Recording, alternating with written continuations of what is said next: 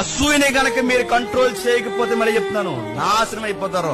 కయ్యేని గండి తినేసింది అదే, బిలామును తినేసింది అదే, కోరాహును మింగేసింది అదే, దైవమే ఇలలోకి వస్తే సిలివేసిందే ఆ అసూయే.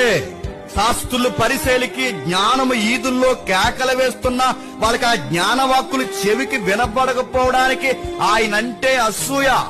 ఆ పండితులకి యేసు ప్రభు వారు నచ్చకపోవడానికి కారణం ఆయనంటే అసూయ. అసూయ పిచ్చోళ్ళని చేస్తుంది, అసూయ చెవిటోళ్ళని చేస్తుంది, అసూయ గుడ్డోళ్ళని చేస్తుంది. అసూయ మంచిని కూడా వినకుండా అదో రకమైన పొగరబెట్టిన మనిషిగా నేను పాడు చేస్తుంది. అసూయ ఎక్కడ తాగుతుందా? అసూయ కోపంగా మారితే కోపం పాపమైతే పాపం చెప్పండి గర్భం ధరిస్తే ఆ గర్భం ధరించింది అది మరణాన్ని కన్నాడు కయ్యను. మరణాన్ని కండమే కాదు, కయ్యను తన సొంత తమ్ముడిని చెప్పండి చంపేశాడు.